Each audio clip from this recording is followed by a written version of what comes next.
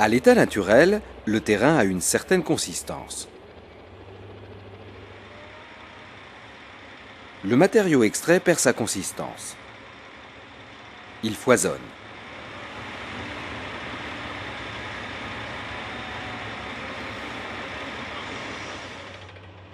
Le compactage permet de redonner de la consistance au matériau jusqu'à obtenir les performances exigées par le marché. Voici l'effet du compacteur au cœur du matériau, grossi 100 fois. L'objectif du compactage est d'arranger les grains en les rapprochant les uns des autres.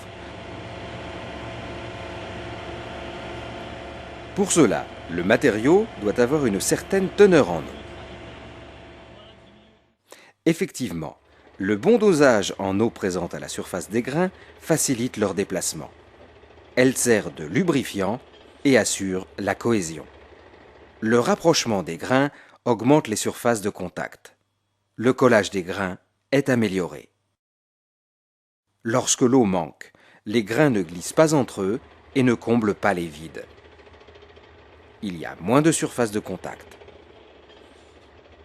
Le collage est moins bon. Lorsqu'il y a trop d'eau, le collage n'est plus assuré.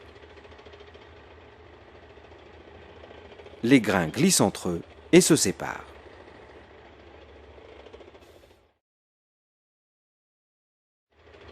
L'objectif est de connaître la teneur en eau qui permet d'obtenir la meilleure densité au compactage.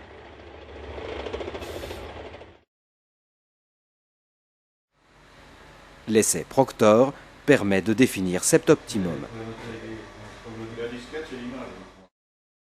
Par temps très sec, le matériau est difficilement compactable et sa densité faible.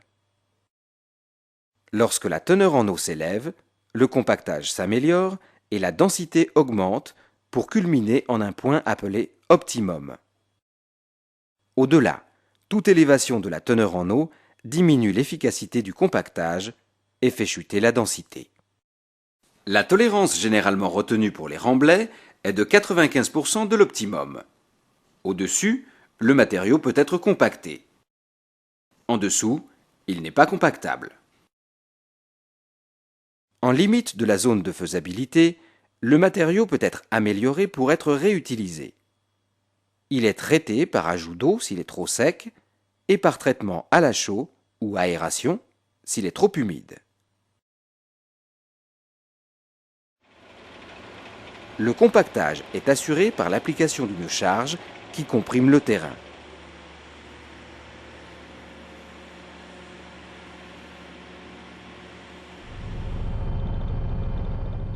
Son efficacité peut être améliorée par une vibration.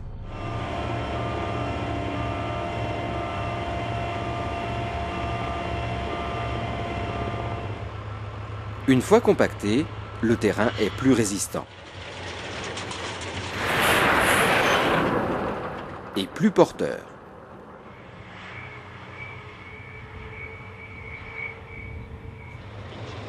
Il existe différents types de compacteurs. Les compacteurs à pied d'hammer, type Tomping. Ils permettent de compacter tout en fragmentant le matériau. Une variante existe en rajoutant de la vibration. Les compacteurs vibrants à cylindre lisse, polyvalents et particulièrement efficaces. Les compacteurs à pneus, plus particulièrement réservés aux couches de forme et de chaussée. Une variante associe les deux techniques du cylindre lisse vibrant et du pneu.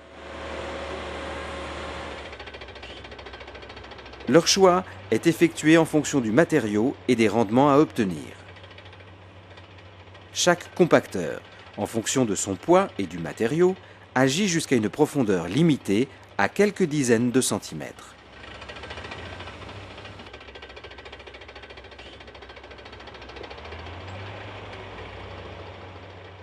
Le terrain est plus compacté en surface qu'en profondeur.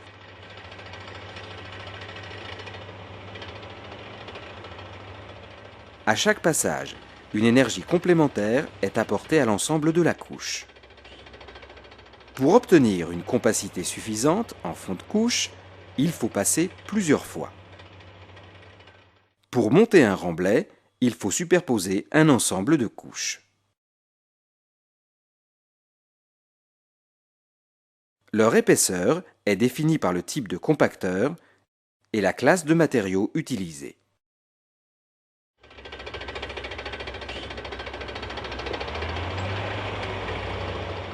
Si le compacteur est trop faible ou l'épaisseur de couche trop importante, le fond de couche n'est pas compacté, quel que soit le nombre de passes.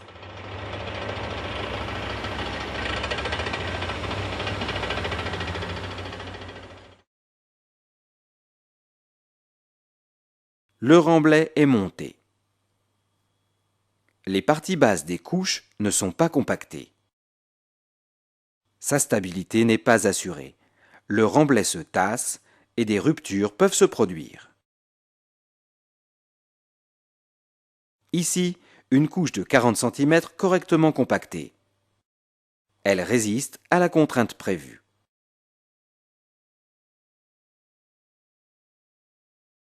Si le fond est mal compacté sur les 10 derniers centimètres, sa résistance est équivalente à une couche de 30 cm. Elle cède.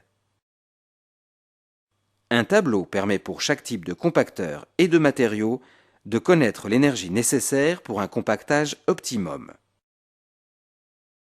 Pour un compacteur V5 et une énergie de compactage moyenne, l'objectif de qualité est d'avoir un Q sur S de 0,100. Si les couches sont de 30 cm, la vitesse est réglée sur 4 km/h. Le compacteur doit faire 3 passages. Si les couches sont de 60 cm, la vitesse est réglée sur 2 km/h. 6 passages sont nécessaires. Dans ce cas, le Q sur L, production horaire, est de 200.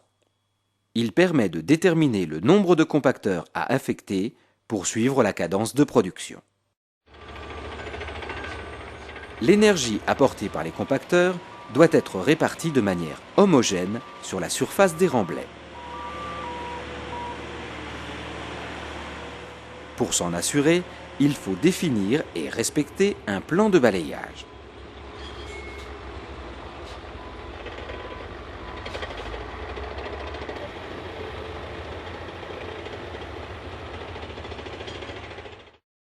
Ici, 3 passes sont nécessaires.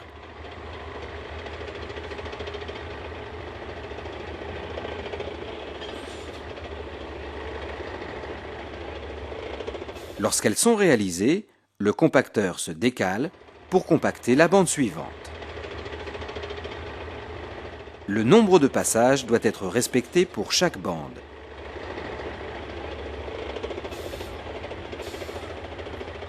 Toute la largeur du remblai doit être compactée pour assurer l'uniformité du compactage.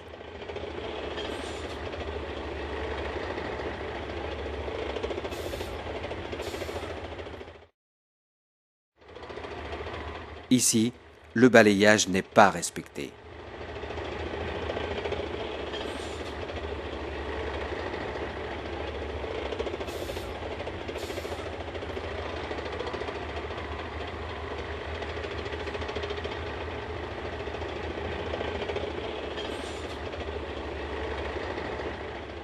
Des zones sont soit trop compactées, soit sous-compactées. La garantie d'une bonne répartition de cette énergie ne peut être donnée que par la surveillance du chef d'équipe et le respect du plan de balayage.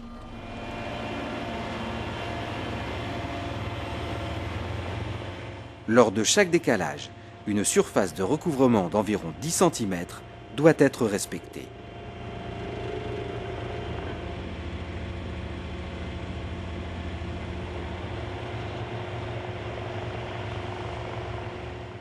Les bandes latérales proches du talus sont des zones à risque. Pour éviter le basculement du compacteur, il faut inverser la pente selon la technique du W. Le compactage est un élément clé dans la qualité et la performance des remblais.